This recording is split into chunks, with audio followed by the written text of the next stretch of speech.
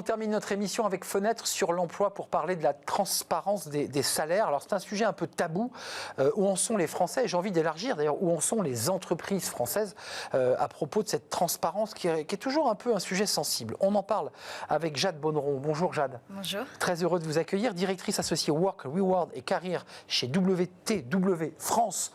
Vous avez un sigle qui est quand même très très long, avec un baromètre annuel. D'abord, un petit mot sur les enjeux un petit peu de tabou. Quand vous allez démarcher les entreprises pour leur dire il faut qu'il y ait plus de transparence, vous devriez engager une politique de transparence, on freine, on hésite, c'est compliqué, c'est un peu tabou quand même.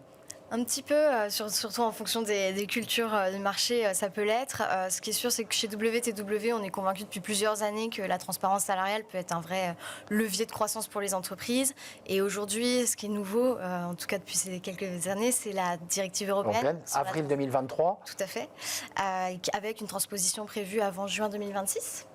Et donc effectivement, ça devient de moins en moins tabou parce que les entreprises sont poussées à aller disons, accélérer le mouvement sur la transparence avec cette directive. Et Jade, ça consiste en quoi quand on dit transparence et quand on va transposer cette directive, parce que certaines entreprises ont déjà enclenché et vous les accompagnez pour le faire, ça veut dire quoi la transparence salariale? Alors ça veut dire plusieurs choses. Donc la directive, elle introduit des recommandations et des obligations pour les entreprises d'être plus transparentes sur la façon dont les salaires sont définis, d'être plus transparents dans les politiques de recrutement avec les candidats à l'embauche sur les fourchettes de salaire qui pourraient être celles... Et sur les job boards aussi, puisque...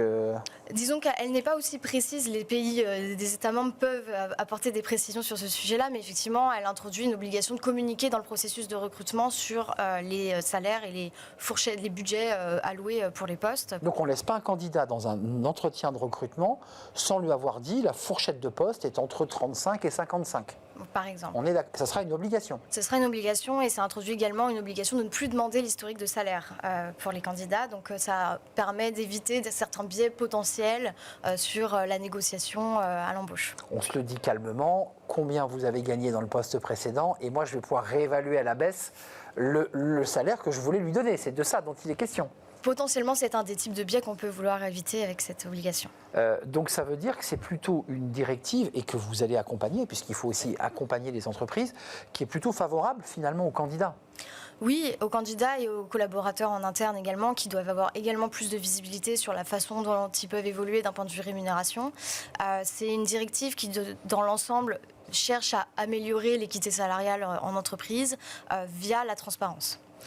Quand même dans le baromètre que vous portez, 70%, et ça c'est plutôt une bonne nouvelle, des entreprises françaises prévoient de communiquer sur le niveau d'emploi et la manière dont le salaire de base est défini, alors qu'elles sont moins de 40% à le faire actuellement.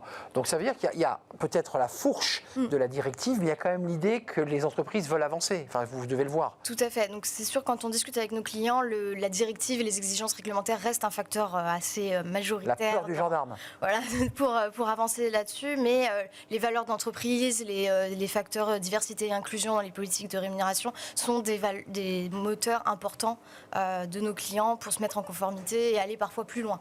Jade, avant de nous quitter, quand même quelques mots sur...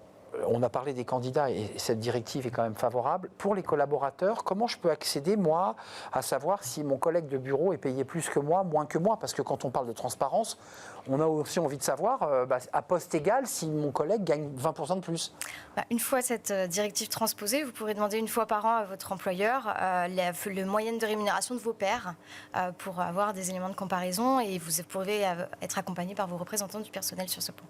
Donc ça, c'est une donnée importante. Ça veut dire que je vais aller me rendre visite au service RH et où j'aurai accès par l'intranet aux documents. Parce que c'est des documents confidentiels. Tous ces documents sont confidentiels. Alors, les entreprises sont encore indécises sur les moyens de communication. Mais c'est sûr il faudra communiquer sur des moyennes, donc on n'aura pas des données individuelles, on ne restera pas dans des données confidentielles. Mais moi, je pourrais me situer par rapport à la moyenne. Exactement. Donc je saurais si je suis au-dessus ou en dessous. Tout à fait. Et si je suis en dessous, je crie. Si je suis au-dessus, je reste très silencieux. C'est un peu ça le sujet. Disons que la directive, elle n'oblige pas à rémunérer tout le monde de la même façon, mais disons qu'à poste comparable, à poste identique, avec des facteurs objectifs de différenciation qui ne seraient pas liés au genre, l'entreprise est censée pouvoir vous expliquer pourquoi il y a une différence entre vous et votre pair. C'est ça. Et vous, Jade Bonneron, dans votre mission professionnelle, c'est d'aller à la rencontre des entreprises et avec eux, de leur proposer un déploiement d'une stratégie de transparence salariale pour celles qui ne s'y sont pas engagées? C'est à la fois les accompagner sur un audit de l'existant, parce qu'avant d'être transparent, il faut savoir sur quoi on l'est. Un diagnostic. Tout à fait, Voilà. Donc, un diagnostic et une préparation à l'accompagnement du changement, à la communication qui va être nécessaire dans cette transparence. Mais vous qui êtes à l'intérieur de la matrice, est-ce que vous sentez, au-delà de cette directive à appliquer, est-ce que vous sentez quand même des freins, ou est-ce que vous pensez qu'aujourd'hui on est parti vers plus de transparence? On observe quand même qu'il y a de plus en plus de volonté des entreprises d'être transparents. En tout cas, avec le recul de plusieurs enquêtes, c'est une nette progression. Les freins qui sont encore soulevés sont peut-être les réactions des collaborateurs, effectivement, et parfois plutôt la robustesse des programmes de rémunération ou l'accessibilité de la donnée. C'est ce que je vous évoquais, c'est-à-dire la méthodologie d'accès à la donnée, parce qu'elle est parfois publique en entreprise, mais on met 8 jours à trouver le document, et en fait, il faut venir 10 fois voir la RH. Ça, c'est une réalité. Tout à fait, donc c'est ce sur quoi nous accompagnons nos clients. Merci Jade Bonneron d'être venue nous rendre visite avec ce sourire, directrice associée Work Reward Career chez WTW France, sur l'accompagnement notamment dans cette entreprise. Elle ne fait pas que ça, l'accompagnement des entreprises à plus de transparence salariale. C'est un vrai plaisir d'avoir partagé ce moment avec vous, et avec vous évidemment qui êtes très fidèles. Merci à vous, l'émission est terminée. Merci à toute l'équipe qui m'accompagnait en régie. Merci à Xavier à la réalisation, merci à Héloïse au son, et merci à Nicolas Juchat qui m'accompagne dans chacune de ces émissions. Merci à vous pour votre fidélité, vos messages. Je vous dis à très bientôt. Bye bye.